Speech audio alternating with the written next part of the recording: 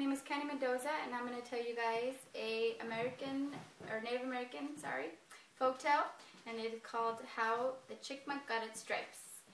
And I would recommend it for the ages of 4 to 6, just so that the kids enjoy the whole story. Okay, and this is how it goes. So kids, have you guys ever wondered why we have the animals that we have, and how they are the way they are? Well, this story is about how the chipmunk got its stripes. And there are two main characters. There's a bear and there's a little brown squirrel. And this is how it starts. So the bear's walking, and he's all walking. It's an autumn day and it's nice outside, and he starts bragging. He's like, "I'm Bear, and I am the strongest of all the animals." And he's like, "I'm Bear, and I am the loudest of all the animals." And he's like, "I'm Bear, and I am the biggest of all the animals." And as soon as he says those words, he hears, "Can you really do anything?" Brown Bear looks down at his hind legs, and there's a little brown squirrel. "Can you really do anything?" Little brown squirrel says again. And he's like, "I'm Bear. I can do anything I want." "Can you make the sun not come up tomorrow?" And Bear's like, "Well, I've never done that before, but I'm Bear, so yeah, I can do that. Yes, I can." So he turns to the west, where the sun usually goes down, and he's like, "So, do not come up tomorrow." And he starts seeing the sun go down, and he's like, "You see, little brown squirrel? The sun's afraid of me. He is running away." Little brown squirrel's like, "So the sun will not come up tomorrow?" And the bear's like, "No, the sun will not come up tomorrow." So Bear turns to the east, and he sits down, and he's like, "Yeah, I'm going to wait, because I'm going to prove my point. I'm going to show you guys that I'm Bear, and I can do whatever I want." So he sits there, and of course, little brown squirrel wants to prove his point. So he sits right next to Bear, and Bear starts saying, "The sun will not come up. The sun will not come up. And through the night, little brown squirrel starts chanting something too. "The sun is going to rise. Ooh, the sun is going to rise. Ooh."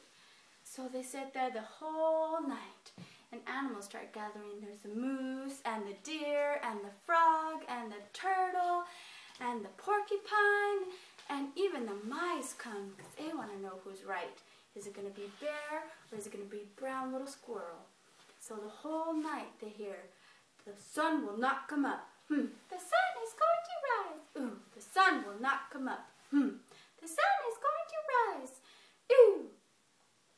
And of course, the whole time, it starts being dawn about the time the sun starts rising, and the turtle's like, "Look, there's a little bit of red." And I was like, "Yeah, I think the sun is going to rise today."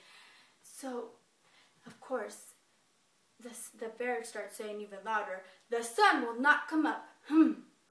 And little brown squirrel's like, "Well, I'm going to say it loud too. The sun is going to rise. Ooh."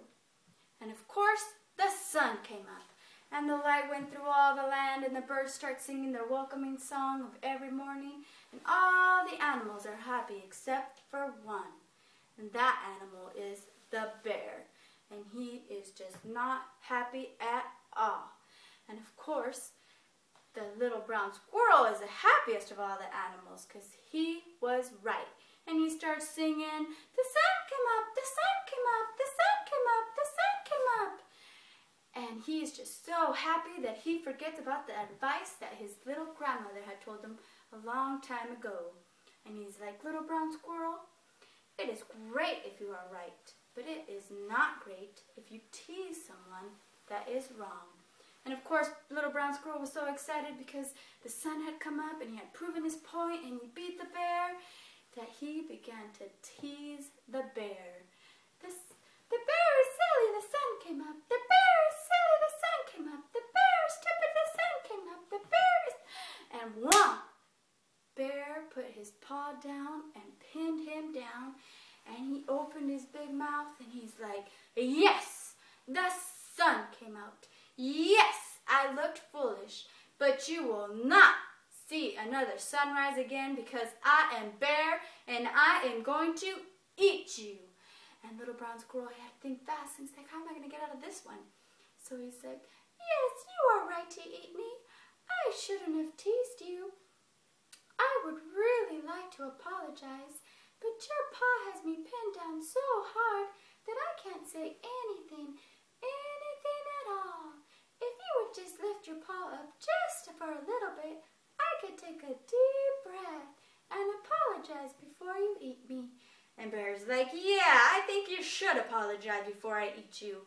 So he lifts his paw a little, and instead of taking that deep breath, little brown squirrel runs, and he runs to his little burrow where his grandma's there waiting for him, and she's like, hurry, little brown squirrel, hurry!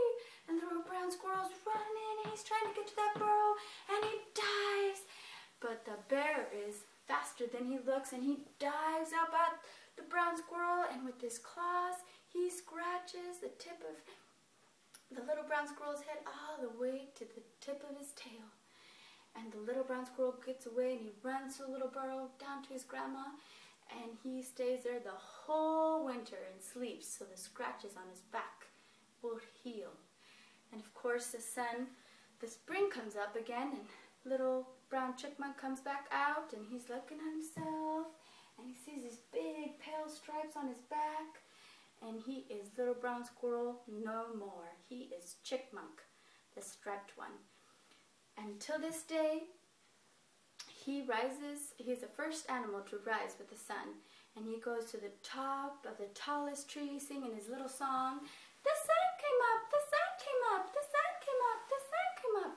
And until this day, the bear is the last animal to rise with the sun, because he does not like to hear the chipmunk song, because it reminds him, like it should remind us all, that he cannot do everything, not even bear. Thank you.